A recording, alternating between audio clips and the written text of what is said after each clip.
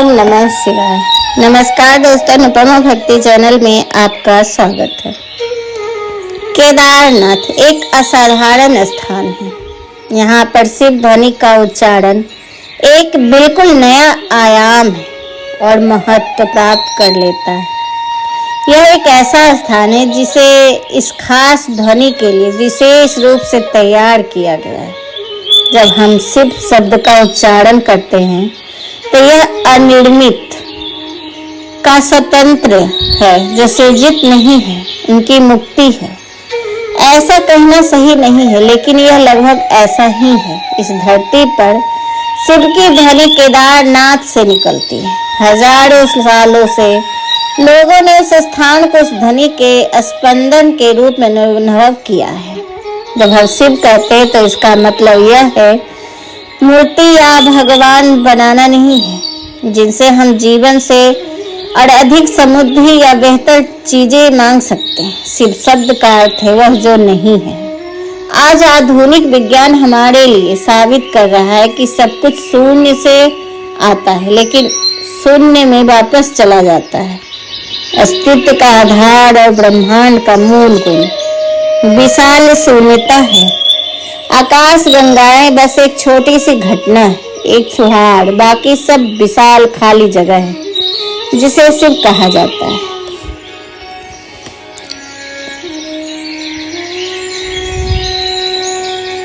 कुरुक्षेत्र युद्ध के बाद पांडव बहुत दुखी थे। उन्होंने अपने ही परिजनों को, अपने ही भाइयों और रिश्तेदारों को मार डाला था।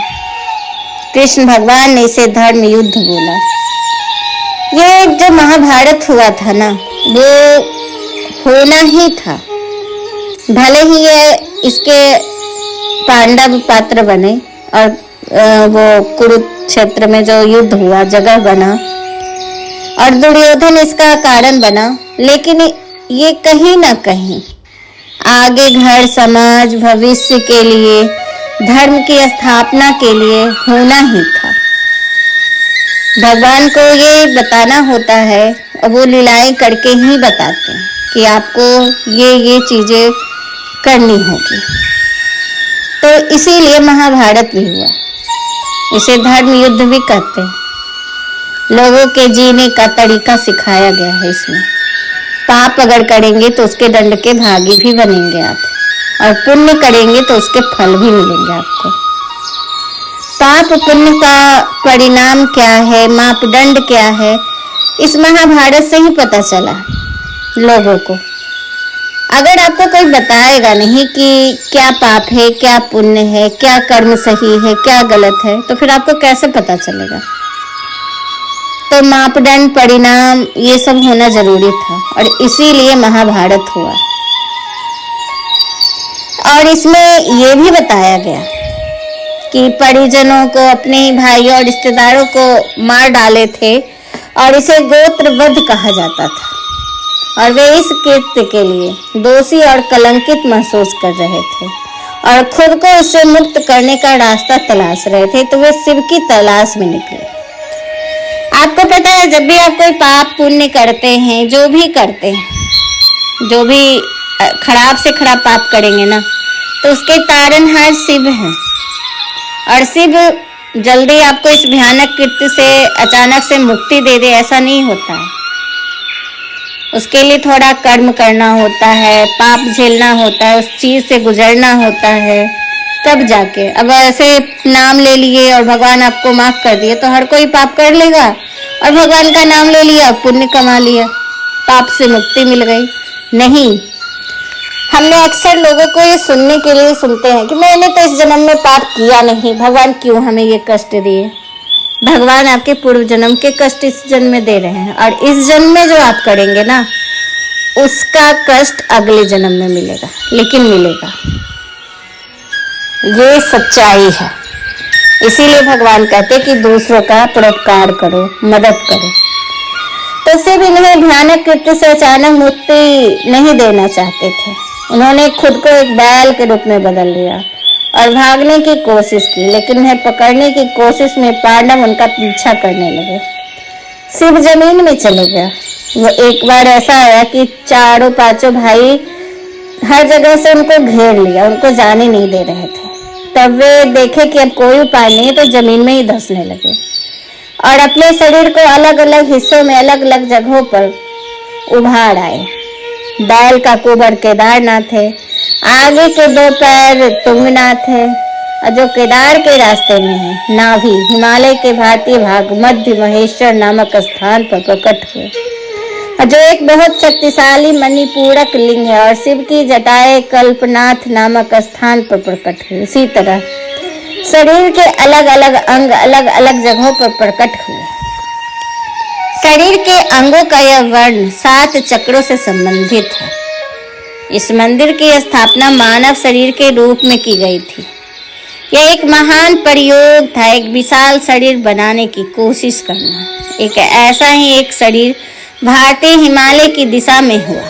ऐसा एक दूसरे शरीर पश्चिम दिशा की ओर बढ़ गया, और जहां उन्होंने नेपाल को ही एक शरीर में बदलने की कोशिश की। और नेपाल में पशुपतिनाथ, कहते भगवान शिव का चेहरा पशुपतिनाथ में गिरा था। केदारनाथ ऊर्जाओं का एक बहुत ही मादक मिश्रित है। वह ऐसा स्थान जिसे हर प्रकार के हजारों योगिनी और दिव्यदर्शियों को देखा है। जब मैं कहता हूँ कि इस प्रकार के, तो आप कल्पना नहीं कर सकते कि ऐसा प्रकार होता है, पर सच में ऐसा हुआ है।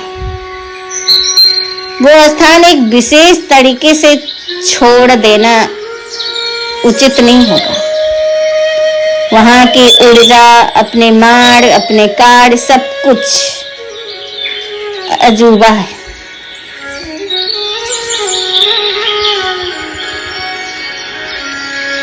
वो एक आध्यात्मिक व्यक्ति के लिए एक भूमि है जहां आप जाकर आध्यात्मिकता से जुड़ सकते हैं। आपकी समझ के तरीकों से वो फिट बैठता है।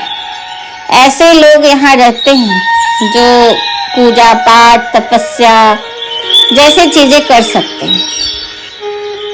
वो जगह पूरी तरह जंगली है।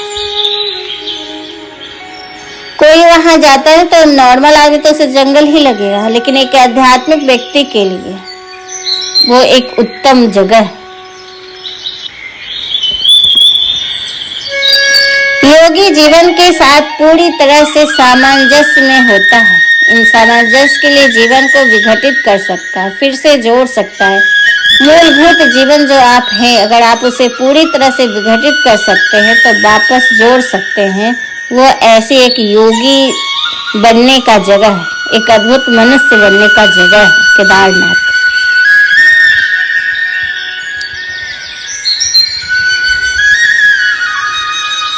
कोई व्यक्ति जो किसी तरह के आध्यात्मिक उत्थान की तलाश में जाता है, भटकता है, तो उसे केदारनाथ जाना चाहिए।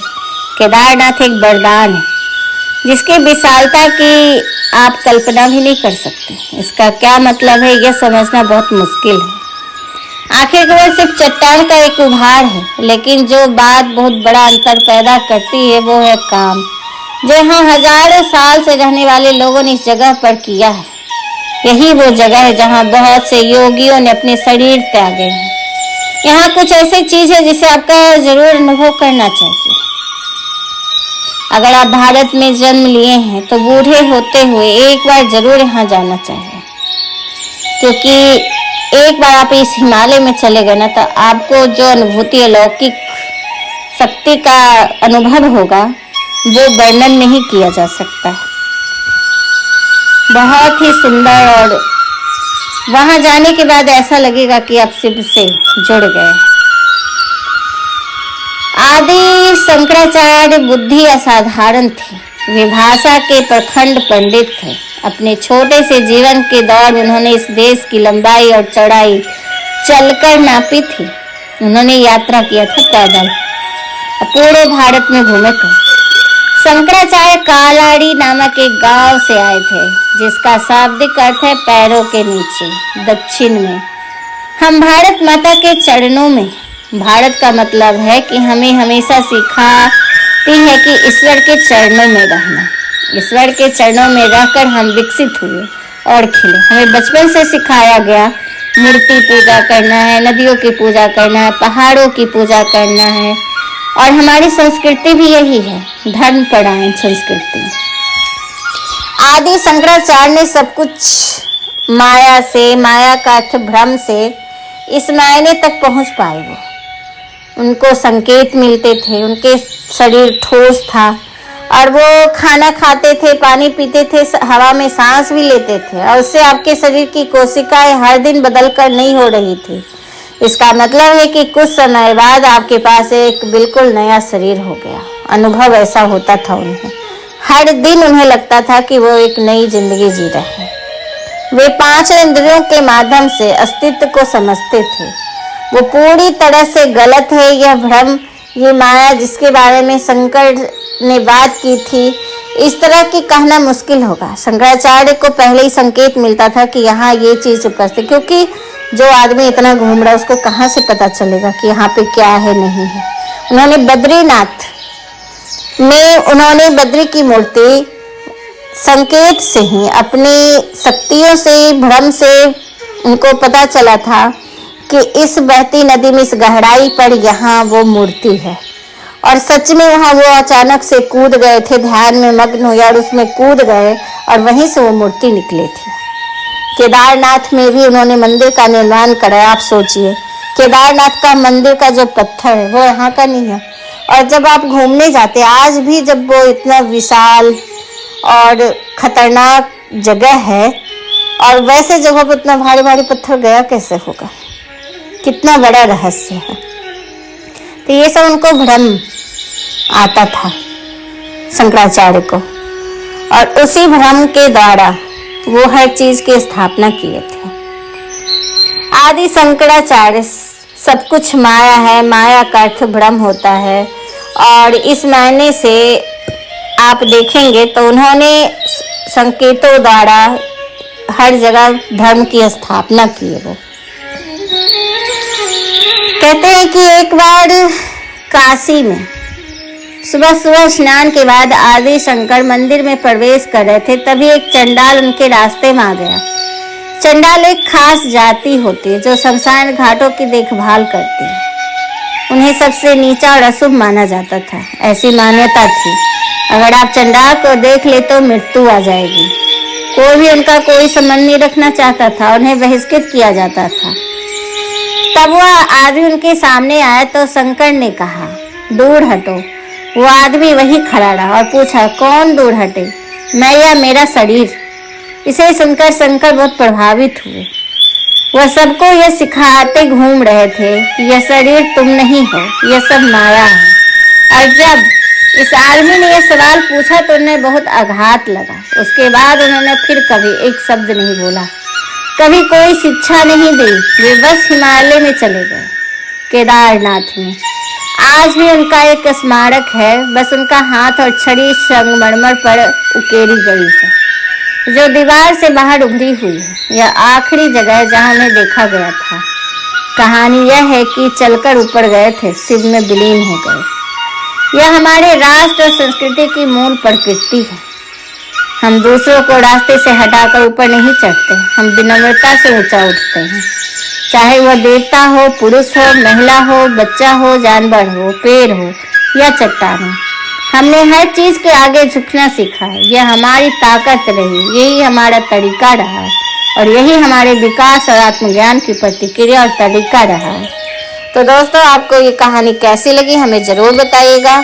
अगर ये आपको सुनने में अच्छा लग रहा है तो प्लीज़ हमें सब्सक्राइब कीजिए, लाइक कीजिए और मेरी वीडियो सुनने के लिए आपका बहुत बहुत धन्यवाद। नमस्कार।